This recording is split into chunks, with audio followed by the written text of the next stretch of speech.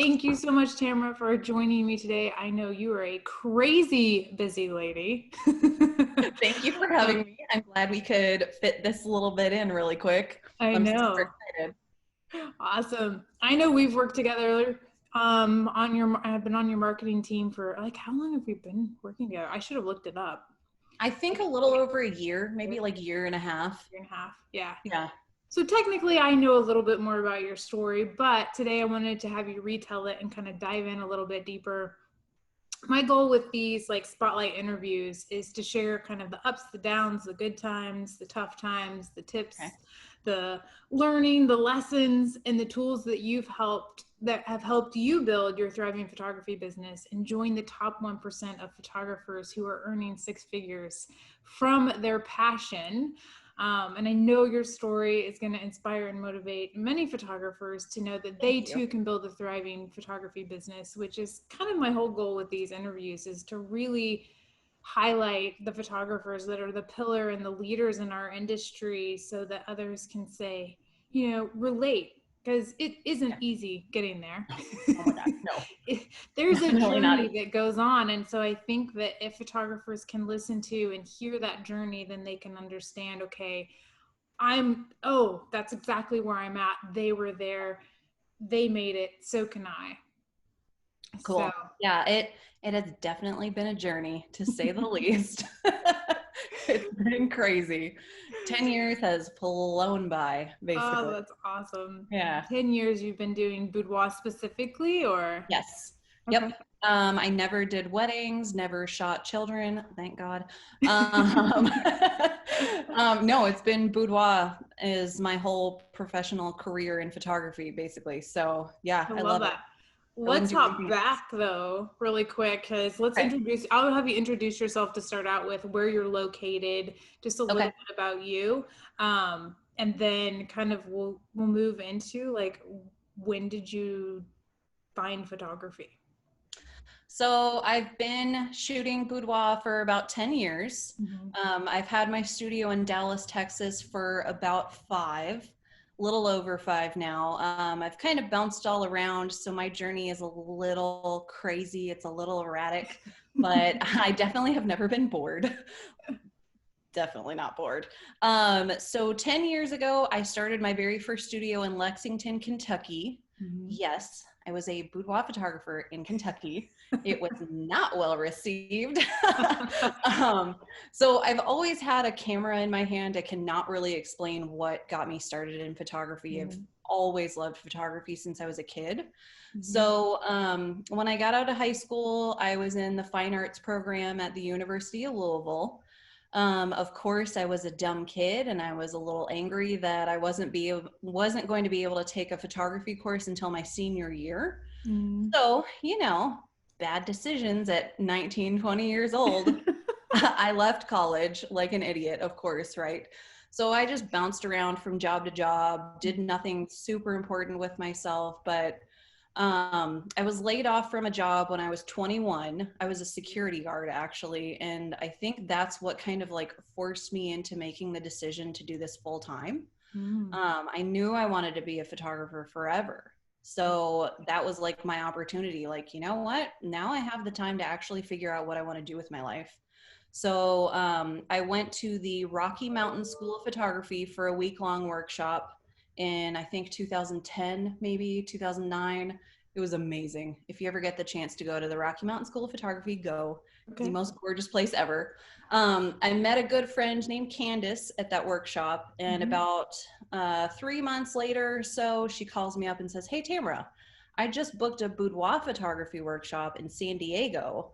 Go with me, be my roommate, do this with me." And I was like, boudoir. I'm like, of course, like 21 years old, right? Like, hold on, let me Google it. Let me see. And I saw lingerie, all things girly, like everything in my wheelhouse. Cause I loved, when I was in school, I loved all of my nude charcoal drawing classes. Mm-hmm. I worked at Victoria's Secret for a while. So I feel like it all just kind of tied in. And I fell in love at that workshop. So when I came home from San Diego, like I hit the ground running, opened my studio, never looked back. And I'm glad that happened. Like, I feel like it was kismet. Fate. I don't know. Yeah, it was fate. It was weird. Like that was my calling, was Mm-hmm. to photograph women naked, you know? Great. So yeah, I I love love it. And that. so we've bounced around. Do you want me to like tell about how I Yeah. bounced Yeah, around? I actually think while you think that that's super crazy and erratic, I think there are people out there, photographers out there, who maybe their husband gets transferred or True. they're in the military and they're trying to run a business, and then it's like, what am I going to do? Like, how do I transfer to another place? So I think that your experience in that might give them some little insight. Maybe there's Okay. some things, yeah. Yeah. So, like I said, I had my first studio in Kentucky. I only had it for a little over 2 years, and I married my husband, John. He joined the Army when we were getting married. So, I was young and I was like, let's do this. I can take my camera anywhere with me. So let's Mhm. go. We ended up moving to the Kansas City area. So I started another studio in Kansas City. That move, I had basically no time to prepare for marketing, for getting a new client base. So I just tossed myself into it and just Mhm. did as much as I possibly could when I got there. Yeah. So in Kansas City, I did a lot of in-person marketing, a lot of cross promotion with other small businesses. It was definitely a huge learning curve to try to start over again like that. Mm-hmm. But I feel like in Kansas City is when I like really started learning how to be a business owner. Yeah. Like I really started to learn how important it was to pay myself. Mm. That was a big thing. Um, Learning how to budget my time a bit better, how to keep clients coming back. I was there long enough to actually have repeat clients, which was a new thing to me. Um, and then my husband's contract ended with the Army, and I kind of looked all over the country. We thought about going to the East Coast. We thought about going home, like near Cincinnati. But I looked all over, and Dallas just won out, like hands down. It was a huge market. Mhm. And I had the choice. Since I moved for my husband, it was his time to move for me. Mhm. So we decided on Dallas, and I had about 6 months to really get everything up and running. Yeah. And let me tell you, like, it was a lot. Like, trying to, first off, change the SEO on my website a good 6 months ahead of time was a Mhm. really big deal. It was really tough, but I think that's what made Big the difference. biggest difference. Yeah. So I also at that time was in the Facebook ads program, which is a thing of the past. They don't offer it unfortunately anymore because it was really cool. So in the Facebook ads program, I was able to learn how to target people specifically, Mhm. like just women above a certain age in an income bracket that lived a certain lifestyle. So that was, I think, one of the coolest things I've ever done as a business owner Yeah. was learn how to specifically target people that would be interested in my services. Love that. So between like the SEO, switching stuff on Instagram and Facebook and everything, giving a bit of a warning to everybody that I was coming into town helped me get booked up a little bit before I even moved. And I think it made it like the easiest transition basically I could have ever hoped for, was to be booked before I even moved. Of course, I wasn't booked solid, but Yeah. I had some bookings. I had some income coming in. Right. So yeah, and then since then it's just been, trying to build my business over again, starting with a new client base and getting some brand recognition. So yeah, it's been a lot of work. It's definitely been worth it though. Yeah, I hear you, and I love that. And I think what's interesting is I restarted over too when we moved to Vegas. Like, and I Yeah. knew two people, my brother and his wife. So Yeah, I that sounds totally get familiar. you. You're moving to Dallas. You don't know anybody. You have to figure out Right. how to reestablish. And it sounds like you did the same thing as me. Is yeah, SEO and making it so people can find your website and your Right. social media, but also using advertising dollars to get in front of the right people in order to build a clientele base of your ideal clients. Yeah, exactly. Love that. Yeah. I think one thing a lot of photographers are afraid to do is actually spend money on advertising. Mm-hmm. But, you and I have had this conversation before. Like, we are business owners. Yeah. Business owners have to spend money on advertising. Yeah. It is what it is. Yeah. We Like, I talk don't about want, that a lot is Isn't it? I think it's fairly common just because as creatives, we're typically not.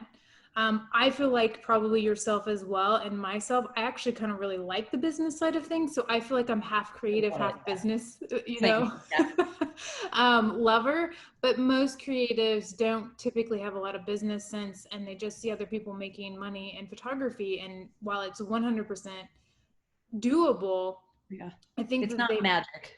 yeah, well, it's not magic, but I think that they Yeah. miss out on the fact that if you look at any other industry, any other business, if you looked at their financials, there's a marketing budget.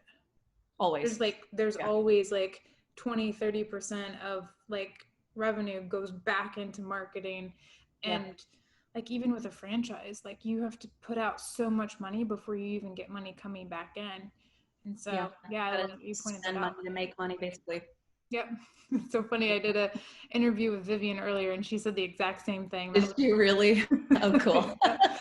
um I feel a little bit bad because these beginning interviews that I'm doing, eventually there'll be people who don't necessarily, I'm not on their marketing team, but like we have a lot in common, obviously, and a lot of the things and points that we have Yeah. because we've been working together. And so I'm just like, I promise this is not like an ad.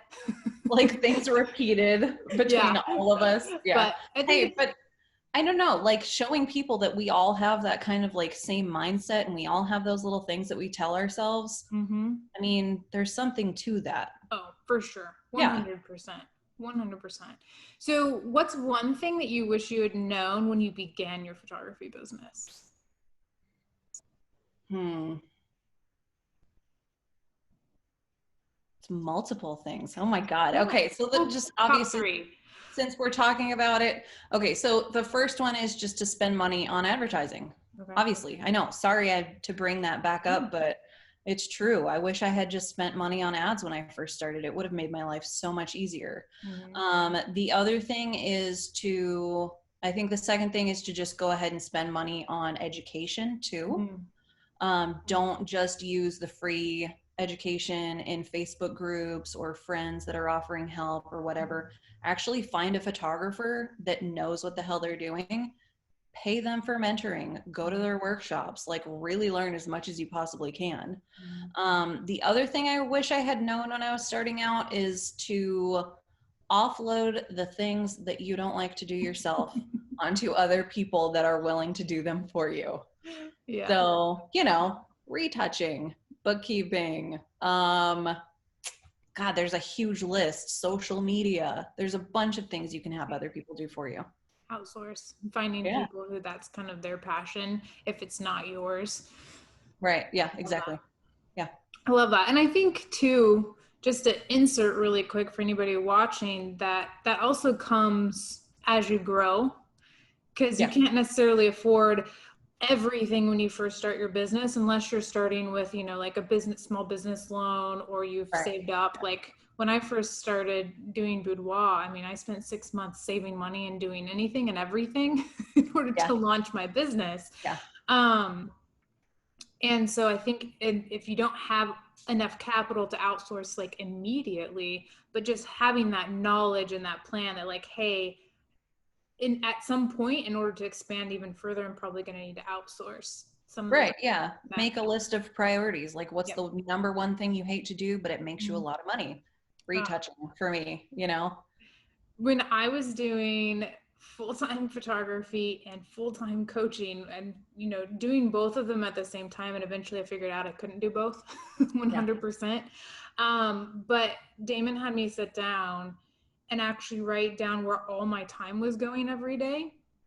Mm-hmm. And what parts of it that I loved and what parts of it that I wasn't a big fan of and I was procrastinating on and avoiding or not doing.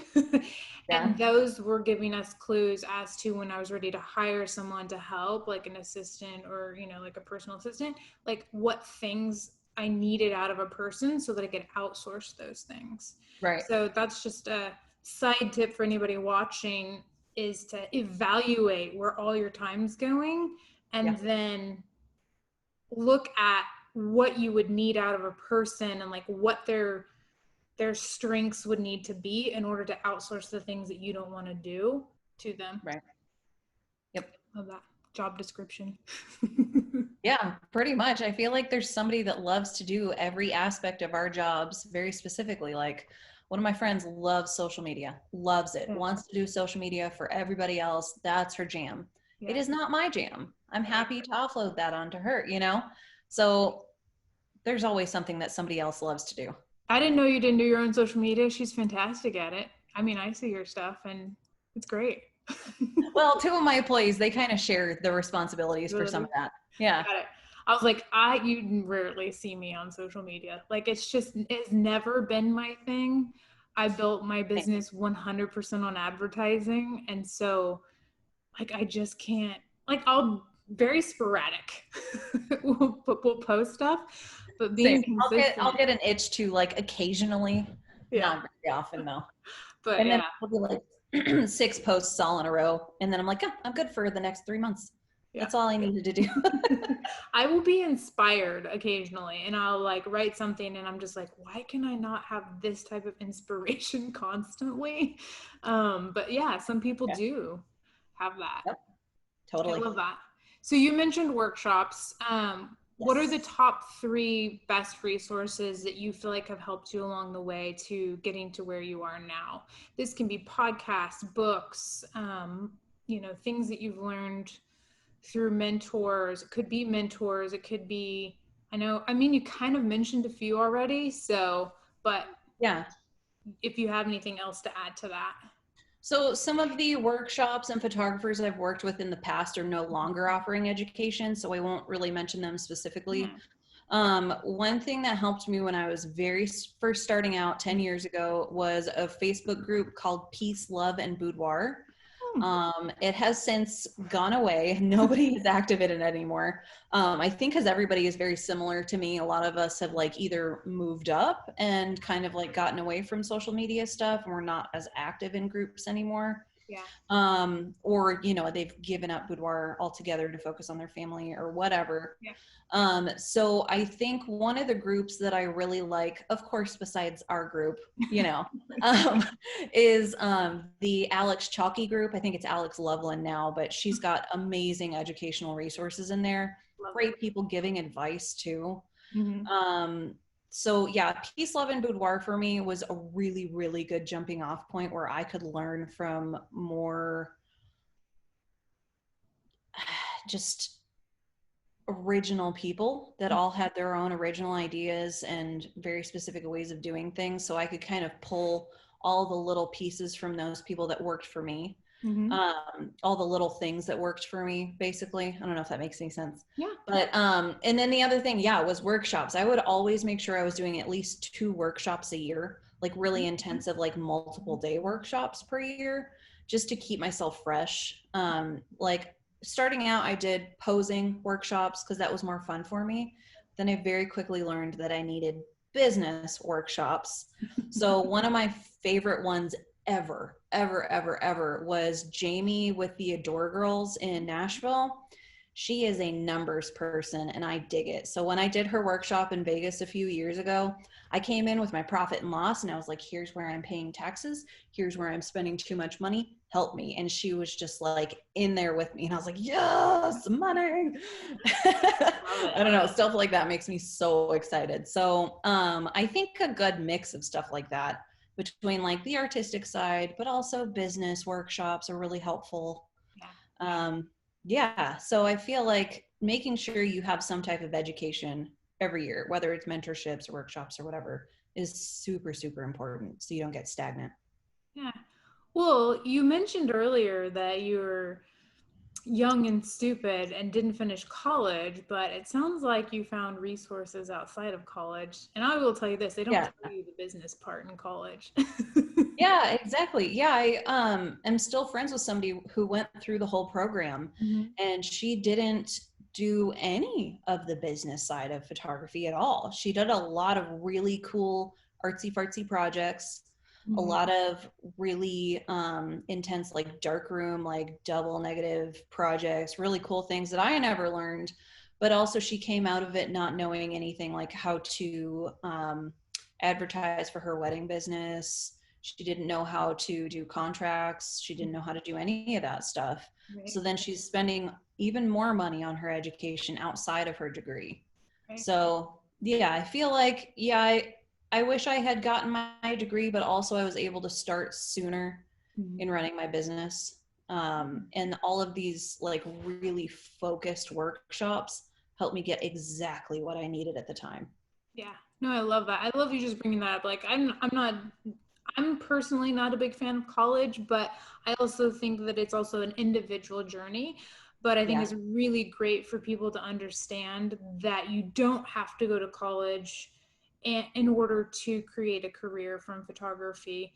You Oh, A, have to absolutely. improve your skills, and B, get out there and find, workshops like you said, and learn how to be um, a business owner and Yeah, have a thriving absolutely. photography business. But that's out there. And I personally think that there's better educators out there than there is in college when it comes to business.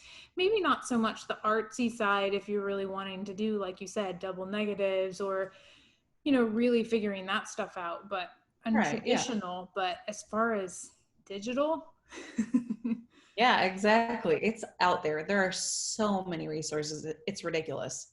yeah. Yeah.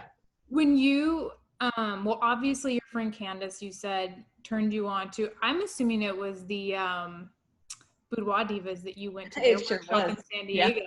Yeah. Yep, it was. And it was so cool. I think we started about the same time, because how I found out about Boudoir was my sister was graduating high school at the time and happened to let it slip that she did these like half naked pictures with this guy. And I was just like, Oh, you did what? Like, like that excuse is me? creepy, and now looking back, I'm much more open-minded than I was back then. But she was like, no, it's this thing called boudoir. And so I Googled it, and I found the Boudoir Divas, and they're the same ones who I was like, oh, okay, here's some women. I'm like, makeup, pampering, Yeah, lingerie, all things yeah. girly, exactly what you said. And I was like, I need to try this. And Mm, I did a practice shoot, and I was gone. It was like the yeah, same thing. It was totally. like that, as like, this is what I'm meant to do. Like Yeah, 100%. Like, no question. I stopped doing well, I did spend 6 months doing any type of shoot I could do in order to get enough money together to launch. yeah, But yeah. how, I know you found them that way. How did you find Alex Chalkley or Alex Loveland, and also the Adore Girls in Nashville? Like, for anybody listening who's like, okay, well, how did you choose which workshop to go to, or which Mhm. mentor to work with? Okay, so I was part of probably almost too many boudoir groups on Facebook, but I really sat back and I paid attention, and I would actually check out their websites directly to Mm-hmm. kind of see like how full they were for the year, what their sales were. And so with Jamie, with the Adore Girls, she was very transparent with me. She actually showed me her numbers. Mm-hmm. So I knew it wasn't a smokescreen, like it wasn't fake. Like she knew what the hell she was doing. She had a lot of good reasoning behind what she was doing. So I think if you're researching a photographer, look at maybe the reviews. If they have an actual educational website, look at their reviews, look at their results, see if they're willing to actually share their numbers with you and Love be that. open. Yeah, because if they can't produce numbers for you, they might be making it up. There's somebody I'm thinking of very specifically, starts with an M. We're not going to go there, that yeah, was only doing educational stuff and she wasn't actually shooting. So there was no like real background there. It was just making money off of education. Mm-hmm. So a lot of photographers would fall flat. But I think if you do your research and you really find somebody that has legit results, Mm-hmm. go for it. Yeah. And I've done workshops with photographers that it didn't totally resonate with me, but Mm-hmm. there's always things I can take away from them. Yeah. There's always little things that can tie into my business and I can make it work for me. Yeah. Love that. Yeah. Yep. I think that's fantastic. That's something I always say is, before you, like, people can say things, people can type things, things can be photoshopped. Yeah, exactly. I mean, I guess technically that can be photoshopped, even a P&L, but Right, yeah. like really showing gross revenue. I'm like, I want to see the bank account. I want to see the numbers, Ditto. Hell yeah. actual things Yep. before, because things, yeah, it is hard. Things can be so wishy-washy / sound one way. Good, it's Yeah. technically good marketing, but also sometimes just deceiving. Right. Exactly. Yeah. So workshops were a big resource for you. Do you have anything else that has helped you along the way, like a CRM, any type of like your favorite software for business? Yeah, I haven't tried a ton of software. One of my friends, Jen Swedeen, has been really active in like the behind the scenes stuff for photographers. So she does retouching, she does a lot of management, virtual assistant stuff. So she has looked into all of those different systems. She originally suggested 17 hats for me. And that's just what I've used for the past, I don't know, 7 years at least, probably. It's just really good. I can see my profit and loss and just kind of categorize everything like you would with QuickBooks.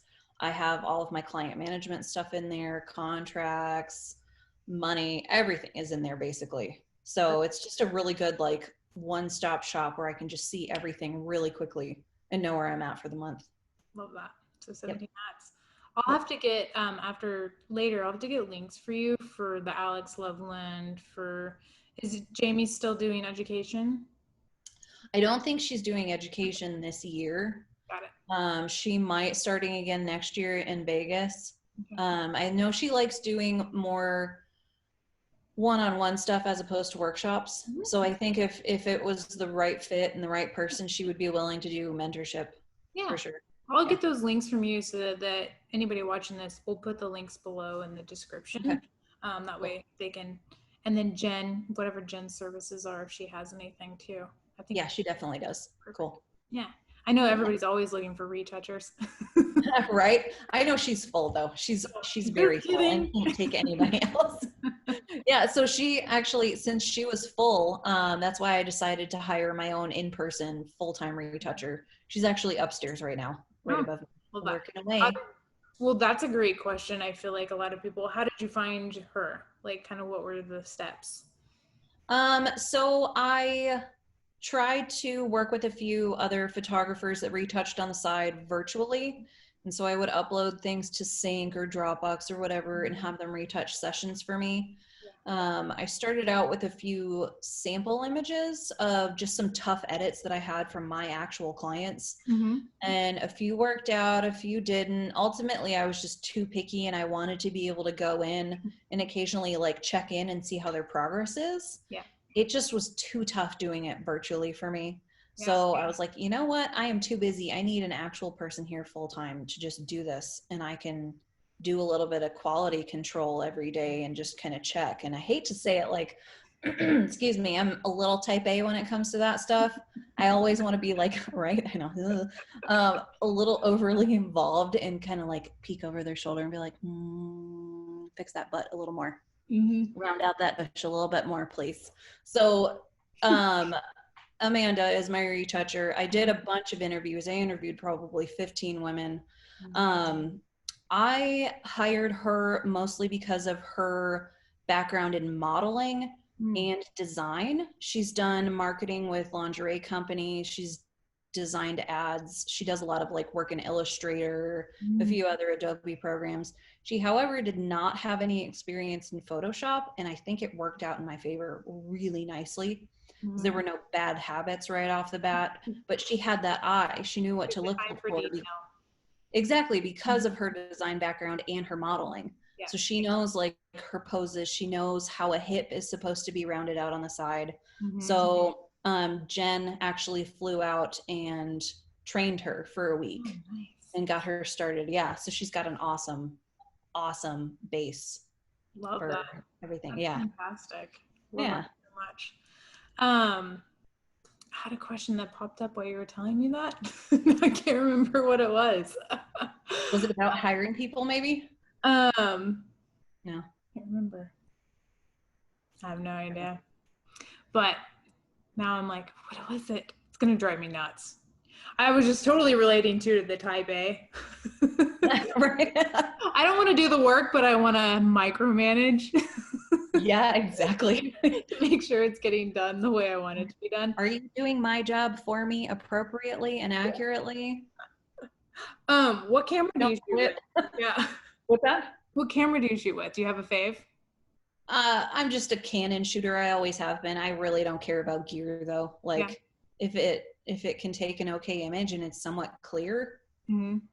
I don't, I'm not a gearhead at all. That's so funny. Um, I'm the same way.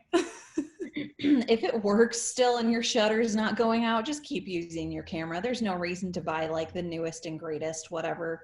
So I've got a Canon 5D Mark IV and a Canon R. Mhm. It's the mirrorless one. I do regret that it doesn't have 2 card slots though, because it makes me a little nervous that I might have a card fail or something.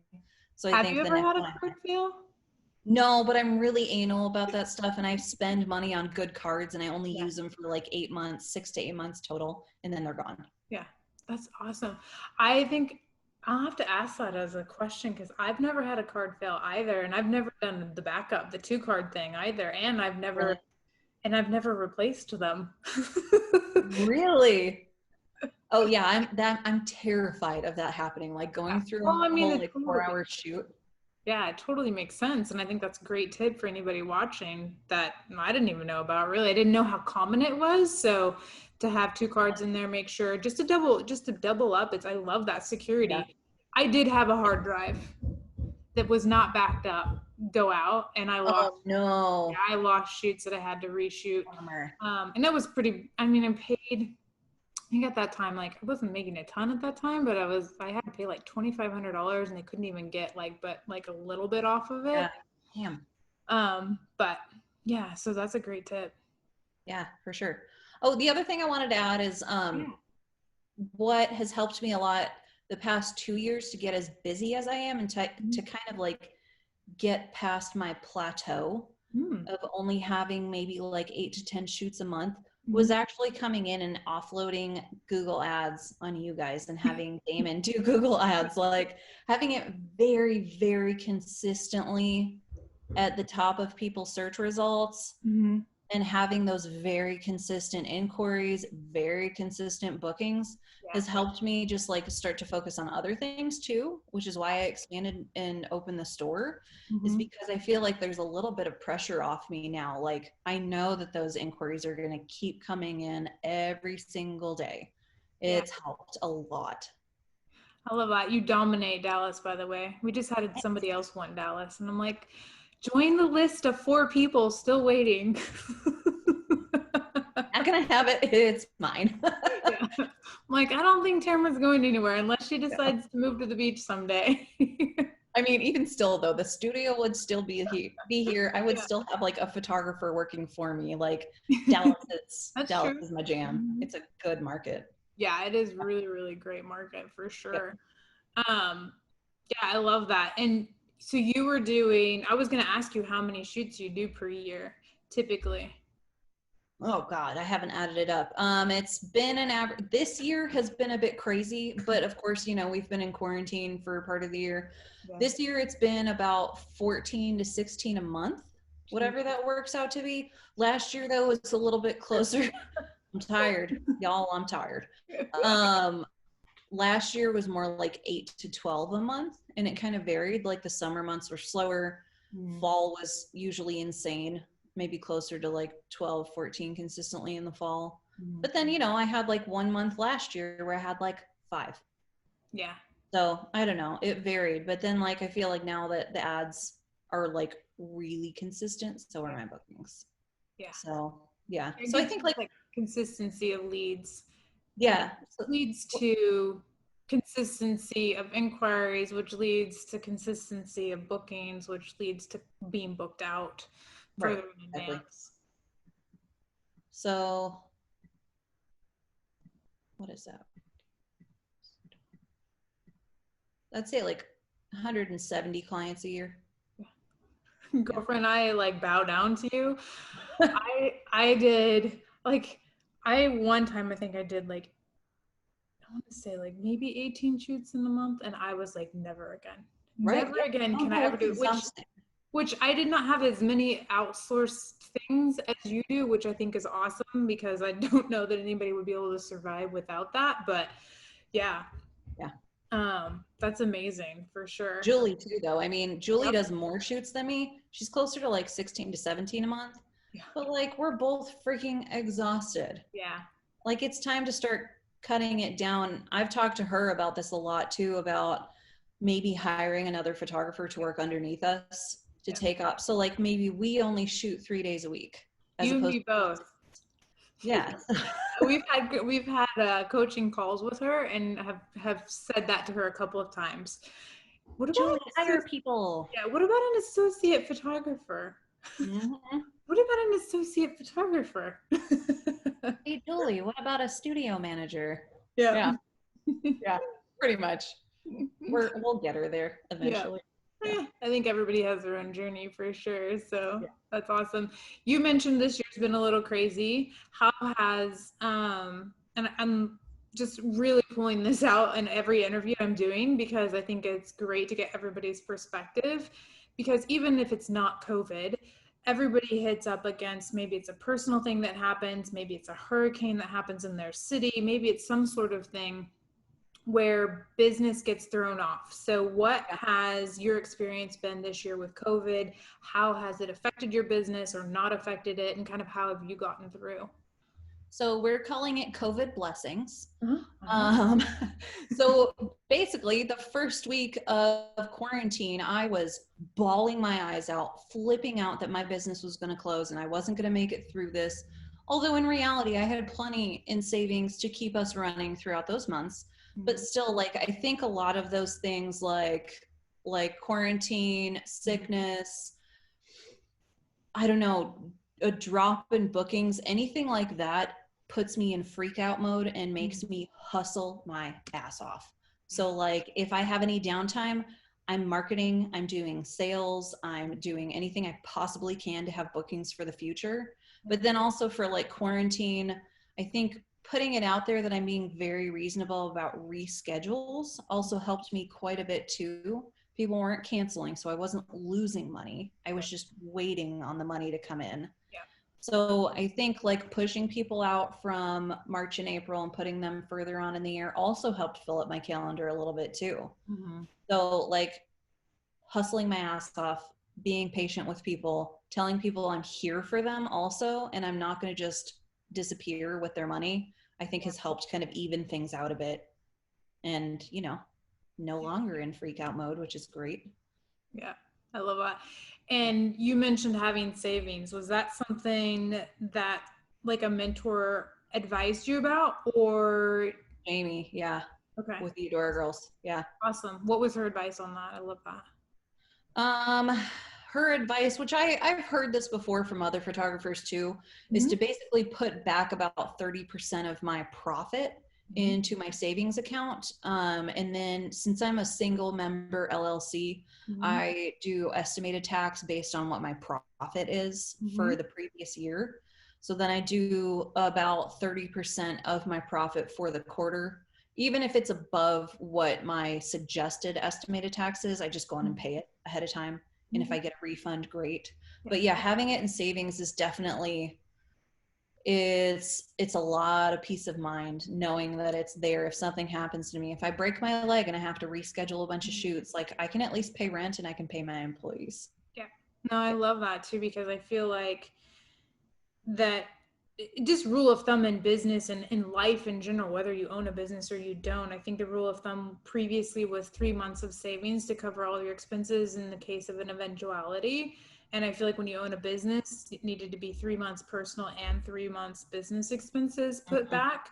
But I would probably say after COVID, like I think the new rule of thumb should be like 6 months. Which is scary. Honestly, like if I'm being real, I don't have 6 months of personal and business. But I'm still working on that. Like I have enough to be okay for a few months at least, which is even still a little bit of peace of mind. Yeah, no, I think that's good. Like a minimum 3 months. If you can get more, great. I mean, obviously you can. We all get to decide where our money goes and how we spend it. But I think it's so. I think what I'm finding in doing the interviews and also talking to photographers who who've made it through COVID. There's been two things I feel like, actually three. There's been three things that I feel like I've been hearing over and over. One is they had savings that basically they could have got through, they could have had to use it. Some of them, maybe it was a little bit of tax money, but they could have at least got through, even if they would have survived without working. They did, but they even if they hadn't booked anything. Two was mindset, like basically keeping positive and continuing just to work in their business and like, hey, maybe I can't shoot right now, but I'm going to book shoots for into the future, and keeping that mindset positive. And then what was the third one I was going to say? So I said mindset, savings, and leads. Being able to still get leads and have people to talk to so that they could book. Yeah, they had to reschedule, but so they could go ahead and keep booking shoots out into the future. One of our photographers, I think she booked 40 shoots during COVID. Like, that's awesome. Like, you can't make money technically, but she was getting some money from booking into the future. So that made it more feasible. But yeah, absolutely. But I liked that you mentioned the savings, that while it felt traumatic, you did have a little bit of a fallback. Scary, but I don't know, I kind of thrive on that. Like, moving was really, really scary. Changing studios is very scary. Hiring employees and being responsible for their income and their livelihood, hella scary. But like, it just, those things cause me to hustle like way more than anything else would. I'm okay with that. A little bit of fear is never bad. Yep. That is, I think sometimes too, that how much skin you have in the game kind of propels you. 100%. Yeah. Love that. Okay, I know you are a busy girl, so I will wrap up with, what is one piece of advice that you would give to other photographers who are just starting out, or like just starting out their business, or currently building their photography business? They're kind of just stuck and ready to make it to that next level. So besides spending money on ads and workshops, the biggest piece of advice I can give to newer photographers is have a hella solid portfolio. If you have downtime, go hire a model or shoot your friends, shoot and shoot and shoot and shoot and share and share and share and share. Like, don't take time off, work your ass off, show that you can make it happen. And then it starts to like create that view that you are busy and you are successful right off the bat. You don't want to let anybody know that you're still a newbie and you're just figuring things out. You want to like exude confidence and expertise, basically. So just shoot. Yeah. Do it. Shoot until you feel so confident that people cannot. Yeah. I always say this: shoot until you're so confident in your work that people can't walk away without paying for it. Exactly. Yeah. Yeah.